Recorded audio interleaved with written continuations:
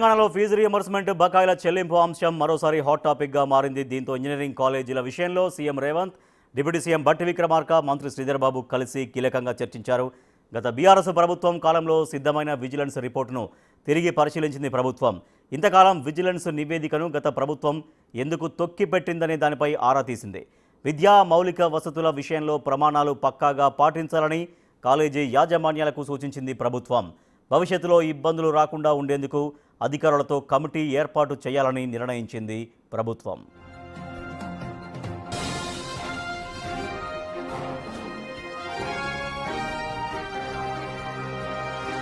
Fee reimbursement పథకంలో చాలా అక్రమాలు జరుగుతున్నాయని వెంటనే విజిలెన్స్ రిపోర్ట్ను బహిర్గతం చేయాలని డిమాండ్ చేస్తున్నాయి విద్యార్థి సంఘాలు. కొన్ని కాలేజీలు కేవలం ఫీజు రీయింబర్స్మెంట్ డబ్బుల కోసమే నకిలీ విద్యార్థుల్ని సృష్టించి వారి పేరిట రీయింబర్స్మెంట్ నిధులు పొందుతున్నట్లుగా సర్కార్ దృష్టికి వచ్చినట్టు తెలుస్తోంది. 2012లో ఈ స్కామ్లో 1500 కోట్ల నిధులు దుర్వినియోగమైనట్లు వార్తలు వచ్చాయి. ఎలాంటి అర్హత లేని విద్యార్థుల పేర్లను చేర్చి వారి పేరిట నిధులు స్వాహా చేయడం ద్వారా ఈ స్కామ్ జరిగినట్లు తెలుస్తోంది.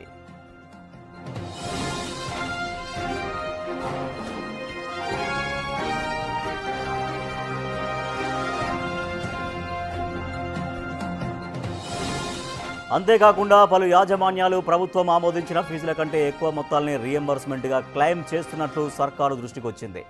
ఈ విద్యా సంవత్సరం కూడా కొన్ని ప్రైవేట్ ఇంజనీరింగ్ కాలేజీలు ఫీజుల పెంపును సమర్థించుకోవడానికి నకిలీ ప్లేస్మెంట్ డేటాను సమర్పించాయని విద్యార్థి సంఘాలు ఆరోపణలు వ్యక్తం చేస్తున్నాయి.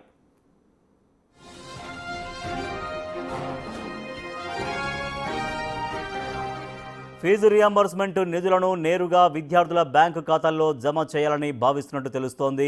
అంతేకాకుండా ఫీజు రీయింబర్స్మెంట్ అర్హతకు ఆధార్ను తప్పనిసరి చేయడం ద్వారా బోగస్ నకిలీ విద్యార్థుల్ని గుర్తించే అంశంపైన దృష్టి సారించే అవకాశం ఉందని సమాచారం. ఈ నేపథ్యంలో విజిలెన్స్ రిపోర్టును సమగ్రంగా పరిశీలించేందుకు సిద్ధమవుతోంది రాష్ట్ర ప్రభుత్వం. అవసరమైతే అక్రమాలకు పాల్పడిన కాలేజీలపై కఠిన చర్యలు తీసుకోవచ్చని తెలుస్తోంది.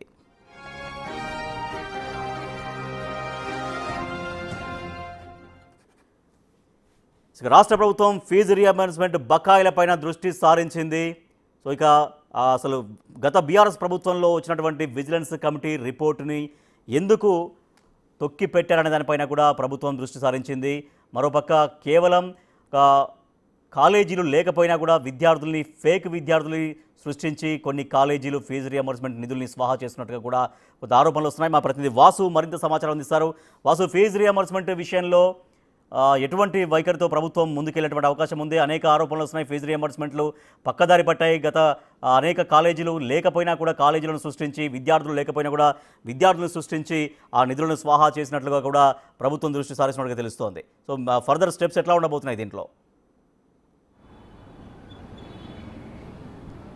ప్రైవేట్ కళాశాలల ఫీజు రీయింబర్స్మెంట్ విషయంలో కూడా నిన్న ప్రభుత్వం జరిగినటువంటి చర్చలు సఫలమయ్యాయి. దీనికి సంబంధించి 600 కోట్ల రూపాయలు విడుదల చేసేందుకు ప్రభుత్వం సిద్ధమైంది.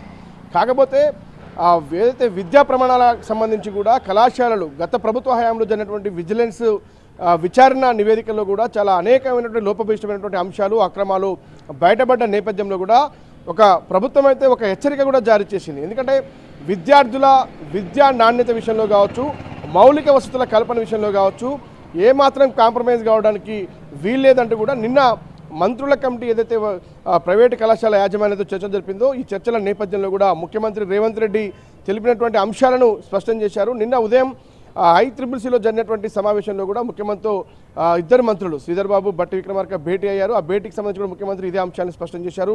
అప్పుడే ఈ యొక్క విజిలెన్స్ నివేదిక అంశాన్ని కూడా పరిశీలించారు. ఎందుకు గత 10 సంవత్సరాలకు పైగా ఈ విజిలెన్స్ నివేదికను గత బీఆర్ఎస్ ప్రభుత్వం తొక్కిపట్టింది అన్న అంశానికి కూడా ఆరా తీసింది.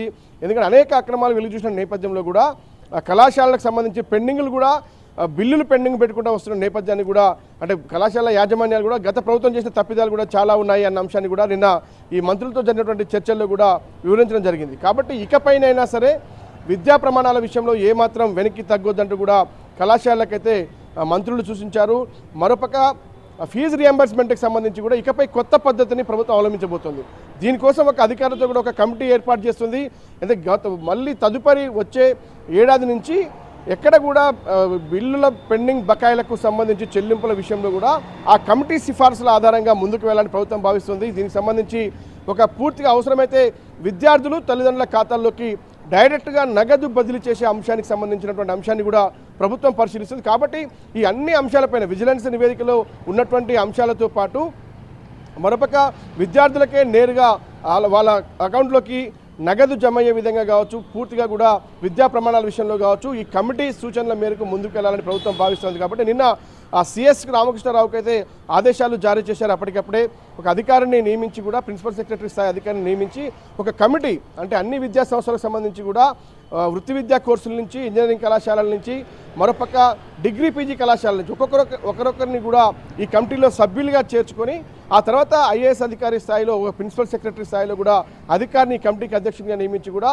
పూర్తి స్థాయిలో విద్యా విషయంతో పాటు ఈ యొక్క ఫీజు రియంబర్స్మెంట్ విషయంలో కూడా ముందుకు వెళ్ళాలని ప్రభుత్వం భావిస్తూ ఉంది. అంటే ఇకపై ఈ చెల్లింపులకు సంబంధించి కూడా ఒక సాఫ్ట్వేర్ ఏదైతే ఒక కళాశాలకు ఎక్కువ డబ్బులు చెల్లించి మరో కళాశాలకు అసలు చెల్లించకుండా ఉన్నటువంటి నేపథ్యం కూడా ఒక సమస్యకు క్రియేట్ చేసింది. గత ప్రభుత్వ హయాంలో కొన్ని కాలేజీలకు మాత్రమే పెద్ద ఎత్తున కూడా పెండింగ్ బిల్లులు చెల్లించింది, కానీ కొన్ని కళాశాలకు సంబంధించి ఎక్కడ కూడా బిల్లులు చెల్లించినటువంటి పరిస్థితి. కాబట్టి అలాంటి పరిస్థితి మరోసారి దాపురించకుండా ఉండాలంటే ఒక సాఫ్ట్వేర్ని క్రియేట్ చేయబోతుంది. ఇచ్చేటువంటి నిధులు ఏదైతే 600 కోట్లు ఉన్నాయో దసరాలోపు అవి అన్ని కళాశాలలకు సమానంగా వెళ్లే విధంగా అంటే పర్సంటేజ్ పరంగా ఉన్నటువంటి బాకీ అంతా వాళ్ళకు చెల్లించాల్సిన అంశంలో కూడా ప్రభుత్వం ఇస్తున్నటువంటి దాంట్లో కూడా ఒక నిష్పత్తి ప్రకారం కూడా విడుదల చేయాలి. దీపావళి కూడా మరో 600 కోట్లు అంటే దాదాపుగా ఉన్నటువంటి 1207 కోట్ల రూపాయలు మొత్తాన్ని కూడా దీపావళి లోపే చెల్లించేందుకు ప్రభుత్వం సిద్ధమైంది. టోకెన్ నెంబర్లు ఏవైతే సిద్ధంగా ఉన్నాయో అవన్నీ కూడా చెల్లించాలని ప్రభుత్వం నిర్ణయించింది. కాబట్టి కళాశాల యాజమాన్యాలకు సంబంధించి కూడా పూర్తిగా కూడా మీకు సానుకూలంగా ఉన్నామని ప్రభుత్వం చెప్తూనే విద్య విషయంలో మాత్రం ఏమాత్రం ప్రమాణాలు తగ్గకుండా ఉండాలి. ఖచ్చితంగా కూడా వృత్తి నైపుణ్య విద్యకు సంబంధించి కూడా ఏమాత్రం ప్రమాణాలు తప్పితే మాత్రం కఠిన చర్యలు తప్పవని హెచ్చరికలు కూడా నిన్న జారీ చేసిన పరిస్థితి కనిపిస్తూ ఉంది.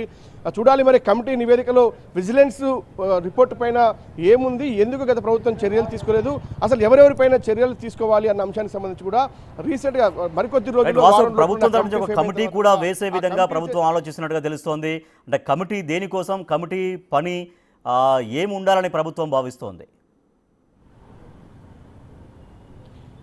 గత ప్రభుత్వ హయాంలో జరిగినటువంటి తప్పిదాలు మళ్ళీ తిరిగి ఏదైతే ఈ ప్రైవేటు కళాశాలల ఫీజు రియంబర్స్మెంట్ విషయంలో కావచ్చు, నిర్వహణ విషయంలో కావచ్చు, విద్యా ప్రమాణాల విషయంలో కావచ్చు ముందుకు వెళ్ళాలంటే ఖచ్చితంగా కూడా ఒక కమిటీ సూచనలు ఉండాలి. కాబట్టి గతంలో అస్తవ్యస్తంగా మారినటువంటి ఈ వ్యవస్థ మొత్తాన్ని కూడా సెట్ చేసే పనిలో ప్రస్తుతం తెలంగాణ ప్రభుత్వం పడింది. కాబట్టి ఒక ఐఏఎస్ సీనియర్ అధికారి నేతృత్వంలో కూడా ఒక కమిటీని ఏర్పాటు చేసి ఆ కమిటీలో అన్ని రకాల కళాశాలలకు సంబంధించినటువంటి ఒక నిపుణులను ఏదైతే పెద్ద ఎత్తున కళాశాల నిర్వహించేటువంటి నిర్వాహకులను కూడా ఆ కమిటీలో చేర్చి వాళ్ళ సూచనలు సలహాల మేరతో పాటు ఆ ప్రభుత్వం నూతన విద్యా విధానానికి సంబంధించినటువంటి నిబంధనలు ఏముంటాయో అవన్నీ ఖచ్చితంగా పాటించే విధంగా ఉండాలి అన్న అంశానికి సంబంధించి కూడా రియంబర్స్మెంట్ చెల్లింపుల విషయంలో కూడా అక్రమాలకు పాల్పడుతూ ఉన్నారు కళాశాల యాజమాన్యాలకు సంబంధించి. గతంలో కూడా లేనటువంటి అడ్మిషన్లు కావచ్చు, లేనటువంటి కళాశాలల పేరు మీద కూడా చాలా పెద్ద ఎత్తున కూడా క్లెయిమ్ చేసిన నేపథ్యంలో తదుపరి అలాంటి అక్రమాలు జరగకుండా ఉండాలి, విద్యా ప్రమాణాలు పెరగాలి అంటే ఒక ఐఏఎస్ స్థాయి అధికారితో కమిటీ వేశారు. ఆ కమిటీ సూచనల మేరకు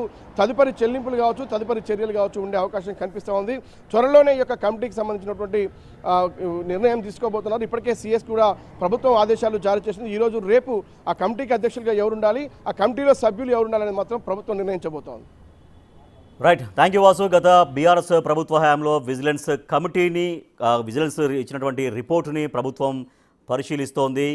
ఫీజు రియంబర్స్మెంట్ విషయంలో 1200 కోట్ల టోకెన్స్ ఏవైతే గతంలో రిలీజ్ చేసి ఉన్నారో సో దానికి సంబంధించినటువంటి క్లియరెన్స్ టోకెన్స్ ఇచ్చారు, బట్ అది చాలా వరకు ఇంకా దానికి పెండింగ్లో అలాగే ఉన్నాయి.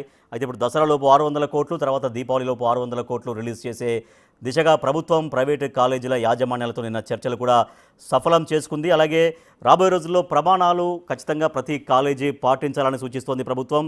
అలాగే దీనికి రెగ్యులర్గా మానిటర్ చేయడం కోసం ఒక ప్రభుత్వం తరపున ఒక కమిటీని కూడా ఏర్పాటు చేసే యోచనలో ఉన్నట్టుగా తెలుస్తోంది.